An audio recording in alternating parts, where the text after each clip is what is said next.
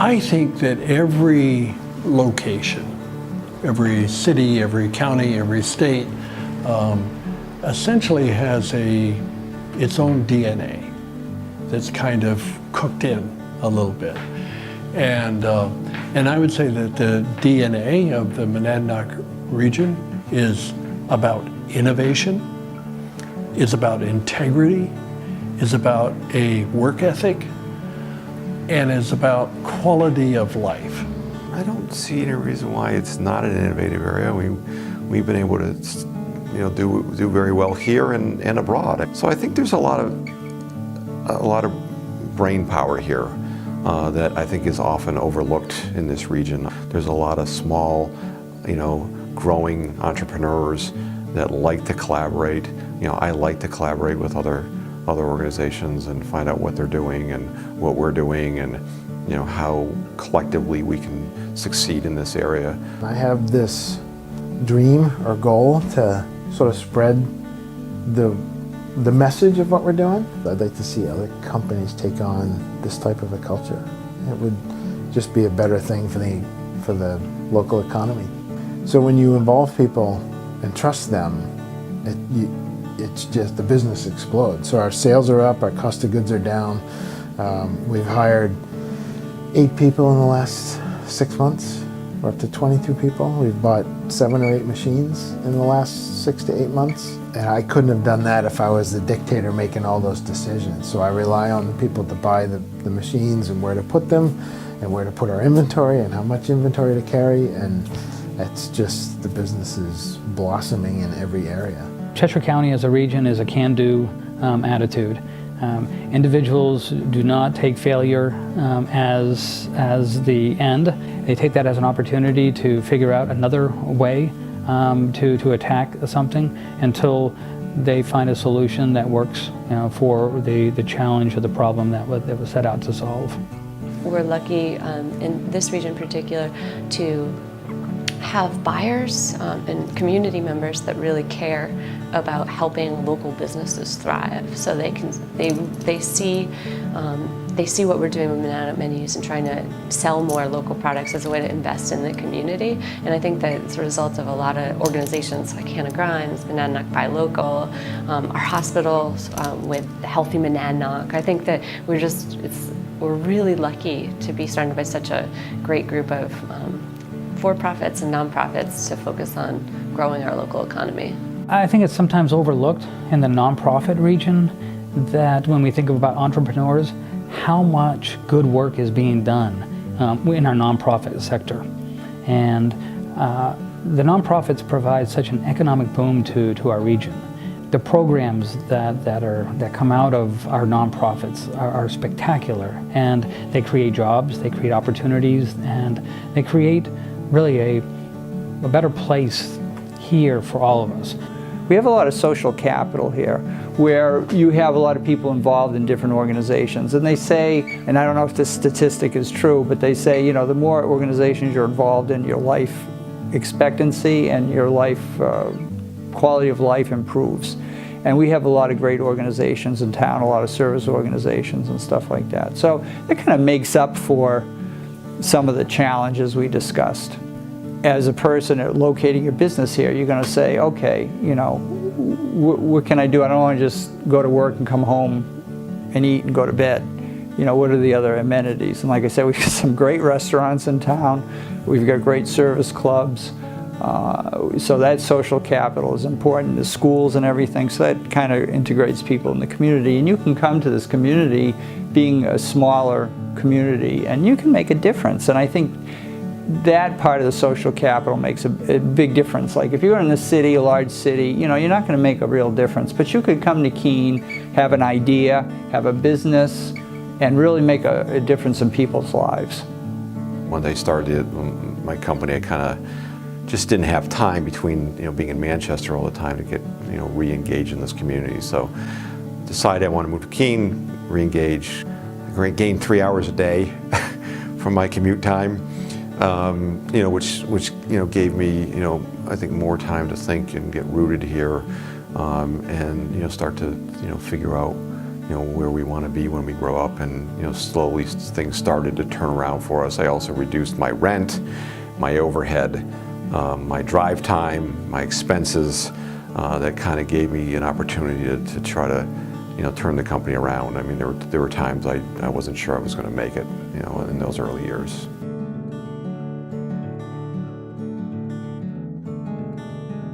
Are we an easy region to do business with? In some towns, yes. In our county seat here in Keene, I would say what we hear from many of our customers, contractors, that's not the case. In fact, we hear that the entitlement process is difficult for both business and residential consumers. Whether that's true or not, that's what I'm hearing. So the truth becomes perception, perception becomes reality. That can become a hurdle to attract both individual residential customers as well as businesses in the area. We definitely have real significant infrastructure problems in this area, and it has an impact on our business, which has so much to do with moving things around efficiently, and when roads and bridges and so on are challenged, it's a challenge for a business. Our electric rates are very high. So when we look at competing with other companies that are even in this country, our electric rates are about 2x what say for example, North Carolina, who we compete with. Also, transportation costs are relatively high. So whatever we could do in the way of lowering those costs would certainly put us in a better competitive position than we're in today. There are certain things that we rely on, and some of that is technology. And a lot of that is really rooted in broadband, high-speed broadband. Things like cell phone coverage, mobile computing is a huge thing today. And those are the things that are really a little bit behind the times here in Keene. Oftentimes we get caught up in or look really deeply at our historic roots and our past. That's all really important, but we need to take that and figure out how do we build that and repackage that for the future and make ourselves have that vibrancy that we once had in a past economy. How do we build ourselves into a future economy or build ourselves for a future economy? The resources that the major metropolitan areas offer to young people, we need to scale those for here. We can't provide them at that level, but we can provide the bits and pieces of those that make this a really appealing area to businesses and the human capital that services the businesses. We have all the assets that I think keep people here. One of the challenges we have is I'm not sure we've done a good job in promoting our region to show people outside of the Monadnock region what we have.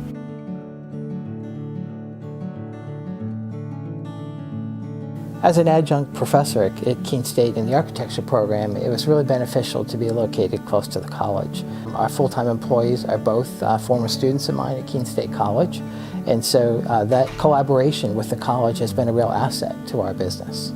We work with Keene High School, people that are interested in trades. When they're juniors or seniors, typically will come in here and work for us part-time. And we've actually had 2 employees, I might say, that came out of the Cheshire Keene High School program. I'd like to see the same thing for Keene State College, if that was available. Right now we're trying to work on a program where maybe we can get some college students to work part-time for us, and then maybe look at this as a career path. But right now, at least at the high school level, that's proved out really well. We're trying to fill a gap, so we're partnering up with the Manchester Community College. We're partnering up with NECA, which is the National Electric Contractors Association, and with the International Brotherhood of Electrical Workers, the IBEW, to form an apprentice program. And this is a foundation for bringing skilled craft workers in and teaching them how to be a line worker, how to open those doors in the field of electricity. So it's a great opportunity for so many people, and it's a profession, truly, that I don't think a lot of people know about. And we're trying to do the best we can to partner with those entities to reach into a different generation, a field of study that people don't necessarily think of. And we're really excited about that partnership to reach out to those people out there in the workforce and say, hey, this is a pretty good career. And we're willing to invest in them. We're hoping they're willing to invest in us. No matter what you're talking about, innovation is the key, right? I mean, this is an ever-changing world. And I think that there's something about how people think in this area where, we're prone to kind of reach a little bit, to kind of pull the future forward. And that's innovation.